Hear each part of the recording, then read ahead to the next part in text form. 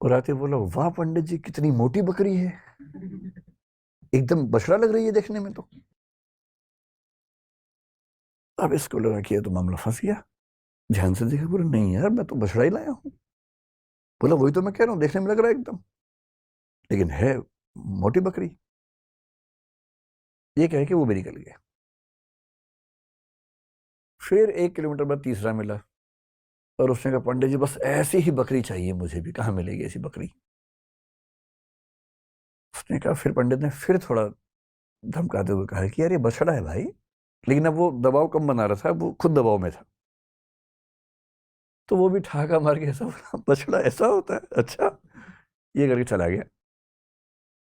और फिर चौथा आदमी जो असली था उनका मास्टरमाइंड, चीफ कॉन्स्पिरेटर, फिर वो आया पैसे गिनते हुए। उसने कहा, अरे अरे अरे ऐसा ही बकरा चाहिए, ऐसी बकरी चाहिए, कितने की मिलेगी, कितने की मिलेगी। तो पंडित जी को लगा मुझसे बहुत बड़ी गलती हो गई है, मैं तो बकरी खरीद के ले आया बछड़े के नाम पे या बछिया के नाम पे। फिर लगा घर जाऊंगा घर पे पिटूंगा, इससे अच्छा नुकसान कम कर लेता हूं। तो एज्यूम कीजिए कि उस जमाने में 100 रुपए के आसपास का लिया था, तो उन्होंने बताया कि मैंने 100 का लिया है। प्लस 100 का, बकरी तो 20 रुपए की आ जाती है। लेकिन ये इतनी तंदुरुस्त है, अगर आप चाहें तो मैं इसके बदले आपको 40 रुपए दे सकता हूँ। और पंडित जी को लगा कि यार चलो 60 का नुकसान सही, कम से कम 80 का तो नहीं होगा। और 40 का उसको दिया, और खुश होकर घर लौटे कि बच गया आज तो। अब ये जो पंचतंत्र की कहानी है, ये इसलिए है कि जब हम जीवन में निर्णय करते हैं तो हमारे पास बहुत सारे ऊट पटांग से इनपुट्स आते हैं। और यदि आप बहुत समझदार इंसान नहीं हैं, तो इस बात का पूरा खतरा है कि कोई ना कभी आपको बेवकूफ बना ही देगा। और हम जिस दौर में हैं, हम तो व्हाट्सएप यूनिवर्सिटी के दौर में हैं। सारा ज्ञान ही वहां से आता है।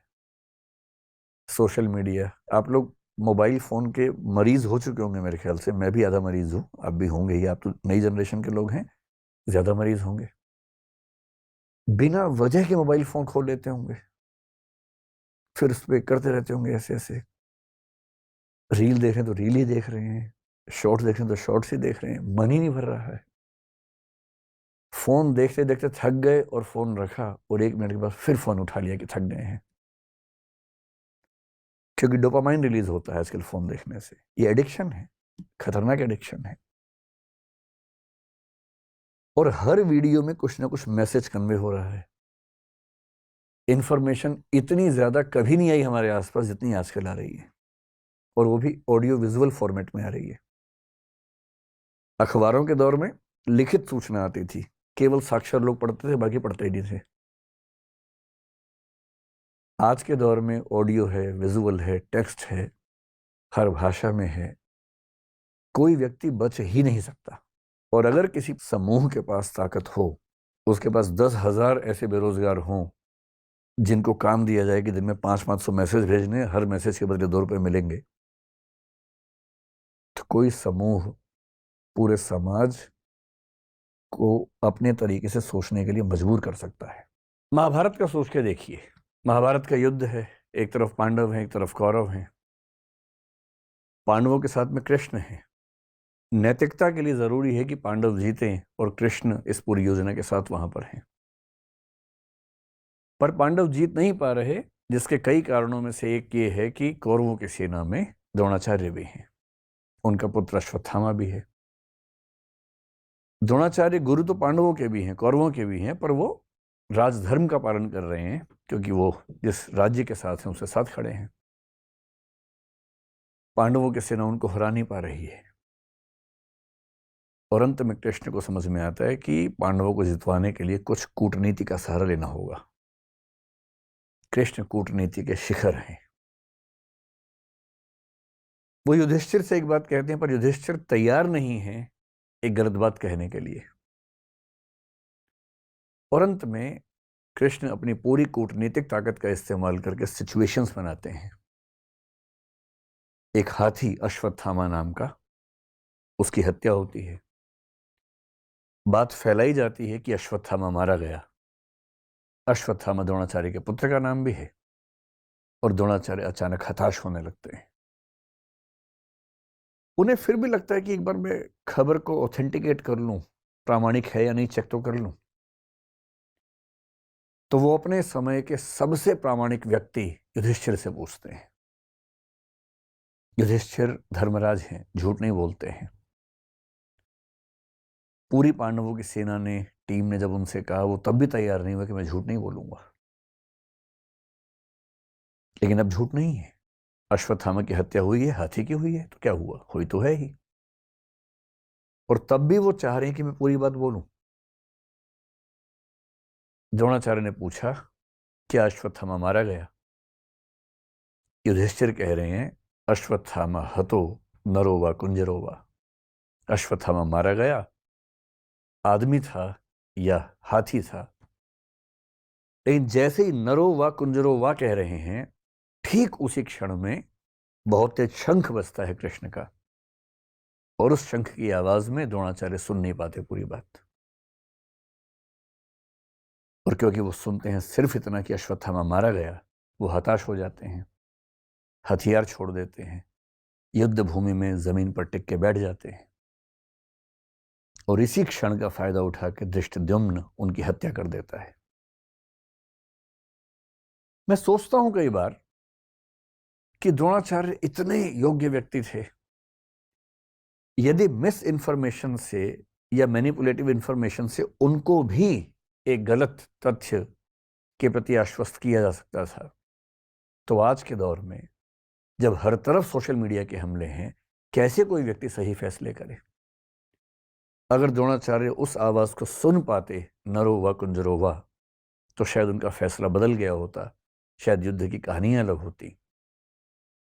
पर किस तरह से सूचनाएं पहुंचे, कौन सी सूचनाएं ठीक से न पहुंचने दी जाएं, कैसे कंटेक्स्ट से बात को हटा दिया जाए, अगर सूचना देने वाले इसमें माहिर हों, तो समाज क्या करे, आम आदमी क्या करे, द्रोणाचार्य जैसा महान चिंतक क्या करे।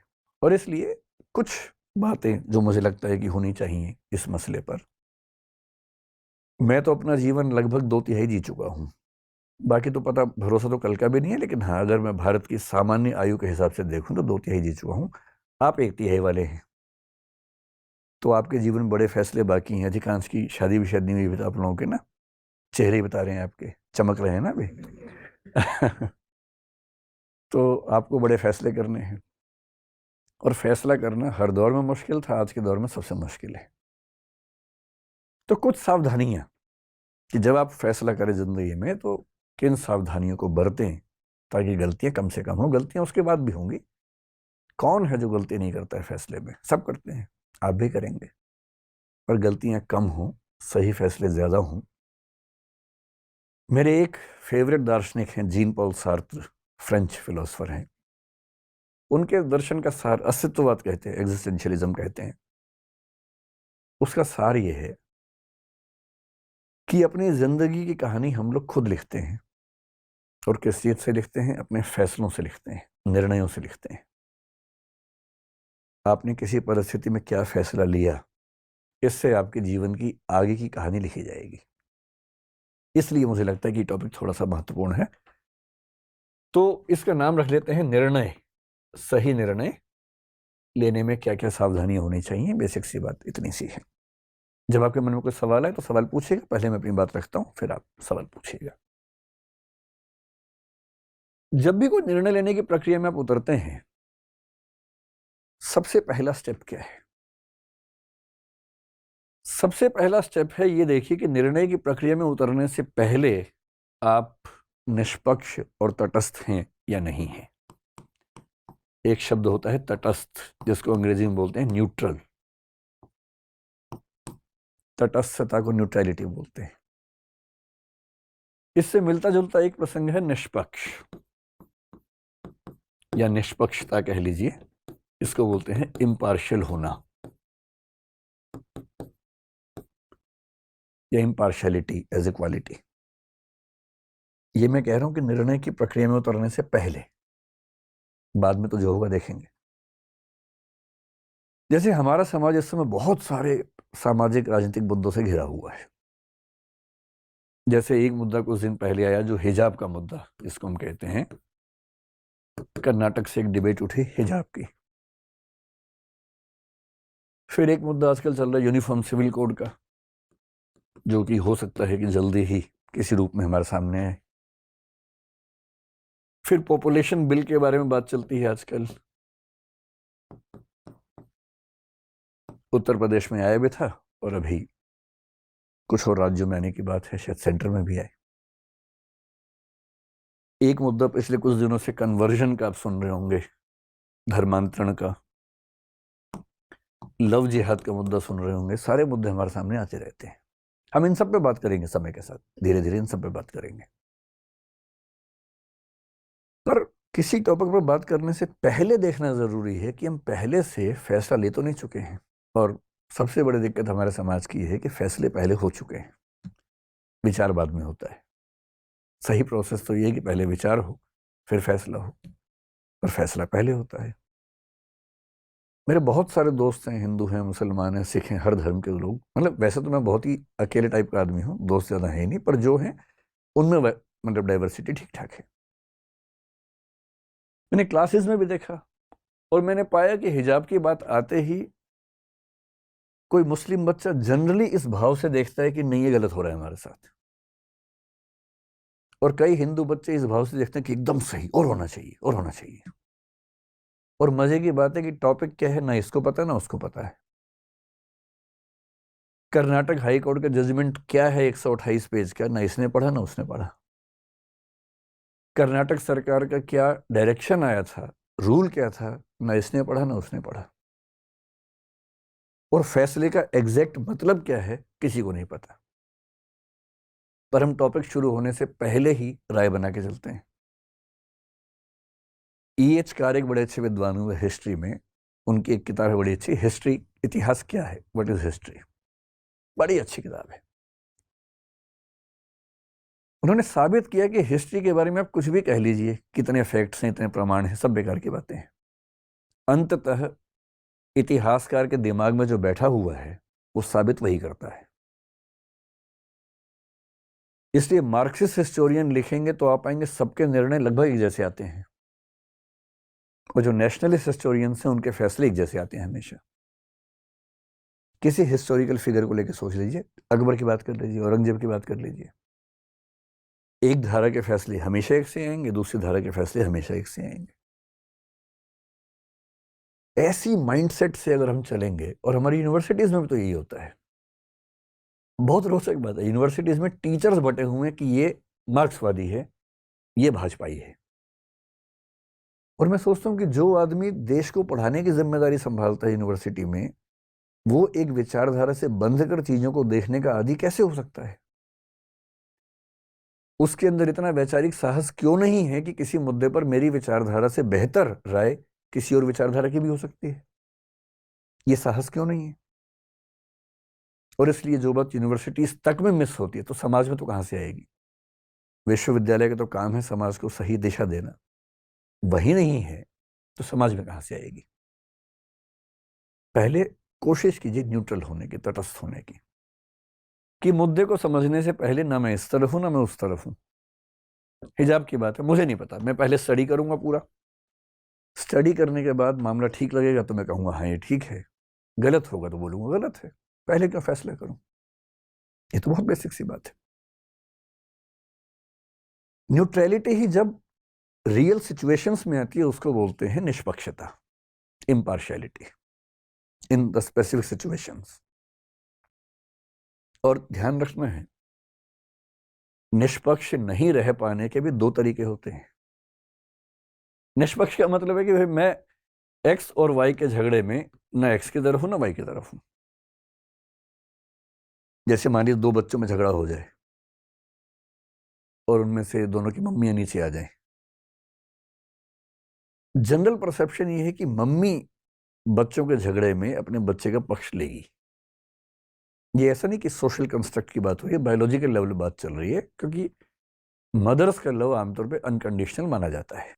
और ये बात मैं जो कह रहा हूं मैं अफवाहों के बेस में नहीं कह रहा हूं, एरिक फ्रॉम बहुत बड़े मनोवैज्ञानिक हैं, उनकी किताब है द आर्ट ऑफ लविंग, उसके बेस पे कह रहा हूं। मदर्स का लव आमतौर पर अनकंडीशनल होता है कि मेरा बच्चा परेशान है तो फिर मैं अपने बच्चे के साथ हूं, मुझे विचारधाराओं से, राष्ट्र, समाज, राजनीति, इन सबसे मतलब नहीं, मुझे बच्चे से मतलब है।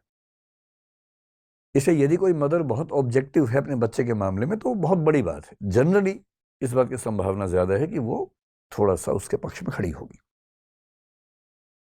पिता लोग जिस प्रोसेस से आगे बढ़ते हैं उसमें इस बात का खतरा ज्यादा होता है या संभावना ज्यादा होती है कि वो ऐसे मामलों में बहुत ज्यादा अपने बच्चे के पक्ष में झुके हुए ना दिखें।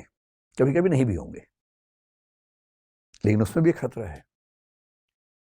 कभी कभी हम खुद को इम्पार्शियल दिखाने के लिए दूसरे पक्ष में झुक जाते हैं।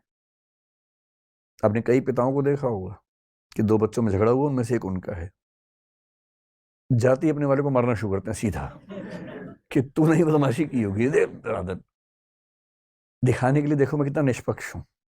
ये निष्पक्षता नहीं है। निष्पक्ष होने का मतलब ये नहीं है कि अपने पक्ष के विरुद्ध खड़े ही हो जाना है हमेशा, और निष्पक्ष होने का मतलब ये भी नहीं है कि दूसरे पक्ष के विरोध में खड़े हो जाना है। जाके सुनना है, दोनों बच्चों की बात सुननी है कि हाँ बेटे तुम बताओ क्या पर्सपेक्टिव है, तुम बताओ क्या पर्सपेक्टिव है, उसके बाद जो सही फैसला हो करना है। क्यों मैं दूसरे बच्चे के सामने साबित करने के लिए कि मैं निष्पक्ष हूं अपने बच्चे को पीटना शुरू कर दूंगा? इसलिए जब भी किसी मुद्दे पर बहस करनी हो ना, आपके सामने फैसले आएंगे कि शादी इससे करूं कि इससे करूं। पहले से नहीं बना लेना दिमाग में, पहले सब बातों को जान लेना है। निष्पक्ष रहिए, तटस्थ रहिए, सब पक्षों को जानिए, फिर फैसला कर लीजिए। उससे ही पूछिए कि उसकी चॉइस भी है कि नहीं है। ऐसा थोड़ा सिर्फ आपकी चॉइस का मामला है, उसकी भी तो होनी चाहिए। तो ये पहला स्टेप है कि आप जब किसी प्रोसेस में उतरें तो पहले कोशिश कीजिए कि राय पहले से ना बनी हो, क्योंकि फैसला पहले कर लिया फिर तो बेकार की बात है ना। फैसला पहले ये कि हिजाब तो होना ही चाहिए, फिर आपने विचार करना शुरू किया और आप ढूंढ रहे हैं चुन चुन के वो तर्क जिससे वही साबित हो जाए जो पहले ही आपके मन में साबित हो चुका है। फिर काहे का आप विचार विमर्श कर रहे हैं? ये पहला स्टेप है। अब आगे बढ़ते हैं। अब इसकी नंबर 2 हो गई यहां से, ठीक है। तो जब हमें शुरुआत का प्रोसेस समझ में आया, अब प्रोसेस ये है कि जब हम जजमेंट की तरफ बढ़ेंगे तो हमें क्या क्या जानना है उस मुद्दे पर फैसला करने से पहले। तो सेकंड स्टेप है जो आपका इनपुट है, इनपुट कलेक्शन कैसे होना चाहिए। इनपुट का मतलब वो सारी जानकारी है जिनके बेस पर आप फैसला करेंगे, है ना। आपकी भाषा में कि वो लड़का कैसा है, वो लड़की कैसी है, उसके बारे में 10 जानकारी जुटा लेनी है पहले। तो जो इनपुट्स आप लेंगे, पहली बात तो इनपुट्स एडिक्वेट होने चाहिए, नहीं तो क्या होगा, अश्वत्थामा हतो, इसके बाद का लिया ही नहीं। अगर उसके बाद भी सुन लिया होता तो शायद वैसा ना होता। तो हड़बड़ी में फैसला नहीं करना है, पहले इनपुट पर्याप्त लेना है। और एक नियम होता है नेचुरल जस्टिस का। हमारे सुप्रीम कोर्ट ने मेनका गांधी केस, बहुत फेमस केस है 1978 का, आर्टिकल 21 के बारे में है, उसमें बड़ी अच्छी बात कही। आप लोग क्योंकि शायद यूपीएससी की तैयारी भी करते हैं आप में से अधिकांश लोग, तो आप जानते होंगे 1973 में संविधान के मूल ढांचे का कंसेप्ट आया था 24 अप्रैल को केशवानंद भारती केस में। उसके बाद से सुप्रीम कोर्ट ने बीच बीच में कुछ फैसलों में यह बताना शुरू किया कि यह चीज भी संविधान का मूल ढांचा है। मेनका गांधी केस में जिक्र करते हुए बात आई कि जो आर्टिकल 14 है संविधान का, जो कहता है कि समानता का अधिकार है, उसमें लिखा भले ना हो पर उसके अंदर निहित है पर्याप्त सुनवाई का अधिकार, राइट टू एडिक्वेट प्रेजेंटेशन या रिप्रेजेंटेशन। इसका मतलब कोई भी अदालत, कोई भी कमीशन, कोई भी अथॉरिटी, वो पासपोर्ट अथॉरिटी के बारे में था, पासपोर्ट ऑफिसर के बारे में था, कोई भी सरकारी अधिकारी किसी व्यक्ति का पक्ष सुने बिना, यानी कि दूसरा पक्ष सुने बिना कोई फैसला नहीं कर सकता है। ये जरूरी है और ये संविधान का मूल ढांचा है। सरकार का कोई भी अधिकारी आपके खिलाफ कोई फैसला बिना आपको सुनवाई का मौका दिए कर ही नहीं सकता है। हाँ, सुनवाई का मौका दे, आप कहें कि मुझे कुछ कहना ही नहीं है तो कर सकता है, पर आपको चांस मिलना चाहिए। अगर आपने एक पक्ष को सुना और दूसरे पक्ष को सुना ही नहीं, है ना, एक फर्स्ट पार्टी है, सेकंड पार्टी है, और कई बार क्या होता है चीजें इतनी अलग होती हैं, एकदम अलग हो जाती हैं। जैसे मुझे ध्यान है एक बच्चे की कहानी, एक फादर और उसके बच्चे की कहानी। एक बच्चा मुझे एक बार मिला, हमारे ही एक मतलब दोस्त के परिवार का बच्चा। बात करते, मुझे बच्चों से बात करना बड़ा अच्छा लगता है, बच्चों को भी जनरली मुझसे बात करना अच्छा लगता है, हमारी अच्छी छनती है बच्चों के साथ। तो मैंने उससे हालचाल पूछा, फिर मैंने कहा और बताओ लाइफ में क्या चल रहा है। तो बच्चे अपने अफेयर वफेयर सब मुझे बता देते हैं बहुत जल्दी, 5-10 मिनट के अंदर सब ओपन हो जाते हैं, फिर सब बताते रहते हैं। तो खैर वो तो दूसरी बात थी। उससे मैंने पूछा कि बताओ बेटा सब चल रहा है जीवन में, तो उसने सब बताया, सब बातें। बात करते करते अचानक मुझे फील हुआ कि वो अपने बाप को लेकर बहुत नाराज है।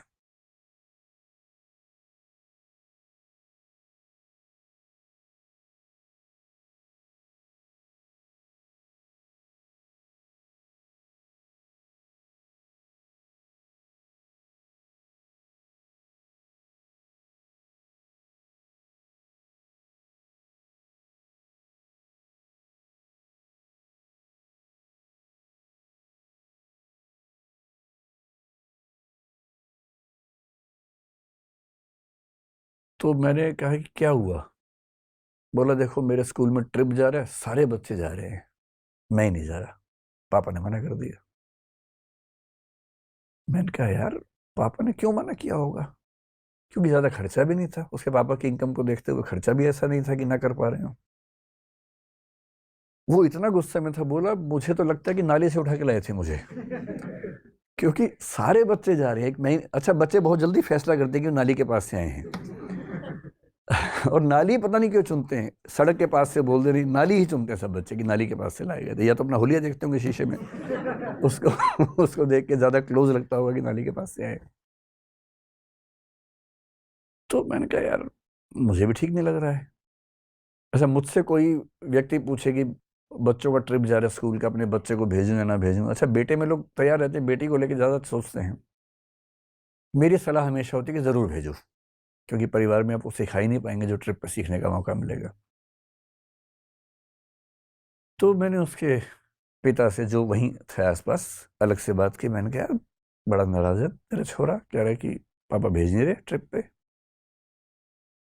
अब सोचिए मैं जब उसके पिता से मिलने गया, मेरे मन में ये भाव था कि ये ऐसी मूर्खता क्यों कर रहा है, क्यों नहीं भेज रहा उसे। और उसके बाप ने साइड में ले जाकर क्या बोला मुझे, बोला सर दिक्कत क्या है, डॉक्टर ने मना किया है, इसके हार्ट में प्रॉब्लम है, डॉक्टर ने कहा है कि भूल के भी बाहर नहीं भेजना है, और ये भी कहे कि इसको पता भी नहीं चलना चाहिए कि प्रॉब्लम है। अगर इसको बता दिया इस उम्र में कि हार्ट में दिक्कत है तो जिंदगी खत्म, भेज दिया तो वैसे खत्म, तो करें क्या। अब देखिए दूसरा पक्ष सुनते क्या, वो पर्सपेक्टिव पूरा चेंज हो गया। आप तो गुस्से में थे कि कैसा बाप है, और बच्चा मुझसे पूछा, बच्चे को लग रहा है कि मैं उसकी अप्रोच लगाने गया हूँ, सिफारिश करने गया हूँ। वो मुझसे पूछ रहे कि बात कर लिया आपने, अब मैं इससे क्या बोलूं। कई बार ऐसा होता है कि आपने एक पक्ष को सुना, आपको लगा इतना ऑथेंटिक है, पर्याप्त है, फैसला कर लो। लेकिन दूसरा पक्ष इतना ड्रामेटिकली अलग होता है, इतना जरूरी होता है कि वो सुनने के बाद आपको लगता है कि ये तो, इसके बिना तो फैसला हो ही नहीं सकता था। इसलिए कोई पक्ष कितना भी कन्विंसिंग हो, पूरा परिवार, पूरा धर्म, पूरा समाज, पूरी राजनीति सब एक तरफ बोल रहे हों, तब भी ध्यान रखना है कि एक दूसरा पक्ष भी होता है। और जब तक सिक्के का दूसरा पहलू नहीं देखेंगे आप सच के नजदीक पहुंच नहीं पाएंगे। हमेशा देखिए कोई इंफॉर्मेशन आई है, नियत का सवाल भी तो हो सकता है ना, किसी ने क्यों आपको बताया। कोई आपको कहे कि तुम जानते हो तुम जिसको पसंद करते हो आज कहाँ घूम रहा था, आप कहना अच्छा बता दो, पहले बता दो पूरा, तुम सूचना ले लीजिए, क्या दिक्कत है। फिर सोचिए कि ये बताने क्यों आए इतनी दूर से ऑटो खर्चा करके, हो सकता है तीसरा उम्मीदवार हो। ये भी तो हो सकता है भाई, एक डाउट का स्पेस तो रहता ही है ना। आप इतना प्रिकॉशन तो लेंगे ही ना, ऐसे कैसे फैसला कर लेंगे किसी के बारे में एक सेकंड में। और जब तक तय ना हो कि वो व्यक्ति गलत है, तब तक उसको दोषी नहीं मानना है। हम बहुत जल्दी कोशिश करेंगे नार्को, पॉलीग्राफ ये सब समझेंगे, इसके पीछे की फिलॉसफी क्या है, क्या सिस्टम्स हैं, कानून का बुनियादी सिद्धांत क्या है।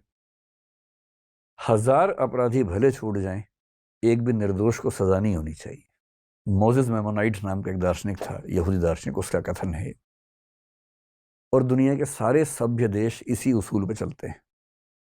और इसका सिंपल मतलब यह है, जब तक साबित ना हो जाए कि कोई अपराधी है, उसे अपराधी नहीं मानना है, वरना आपकी जिंदगी खराब हो जाएगी।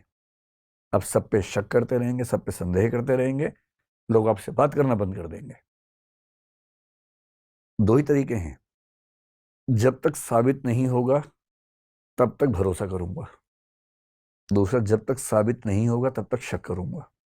ज्यादा अच्छा क्या है, भरोसा कीजिए जब तक साबित ना हो कि भरोसा गलत है, क्योंकि भरोसा बनाना मुश्किल काम है, तोड़ना बहुत आसान काम है। अब जब इतना कुछ हो गया, आपने नेचुरल जस्टिस भी देख लिया, एडिक्वेट आपके पास फैक्ट्स हैं, पक्ष विपक्ष में हैं, दोनों तरफ के हैं, वो सब देख लिए, तब सवाल आता है कि अब हमें जजमेंट करने की ओर बढ़ना है। और जजमेंट करते समय हमें किन किन गलतियों से बचना है। एक वर्ड होता है, आपने एक शब्द मतलब वो एक विषय का नाम सुना होगा, लॉजिक, सुना है? तर्कशास्त्र बोलते हैं इसको हिंदी में। Logic is a part of philosophy. Philosophy की कुछ ब्रांचेस हैं, उनमें से एक का नाम लॉजिक है। और लॉजिक का काम यह बताना है कि हम फैसला करते हुए, तार्किक फैसले करते समय कौन कौन सी त्रुटियां करते हैं। उन त्रुटियों को बोलते हैं फैलेसी, या हिंदी में बोलते हैं तर्क दोष। कि तर्क करते हुए कौन सी गलतियां आमतौर पे हमसे हो जाती हैं अगर हम प्रिकॉशन ना लें, अगर हम समझदारी से काम ना करें। तो जजमेंट करते समय हमें कुछ ऐसी गलतियों से बचना है जिन्हें जनरली हम फैलेसी कह सकते हैं, तर्क दोष कह सकते हैं। तर्क दोष तो 50 तरह के हैं, हम बहुत कॉमन सेंस वाली जो चीजें उनकी बात करेंगे, जो सामान्य जीवन में अप्लाई होती हैं, अक्सर होती हैं।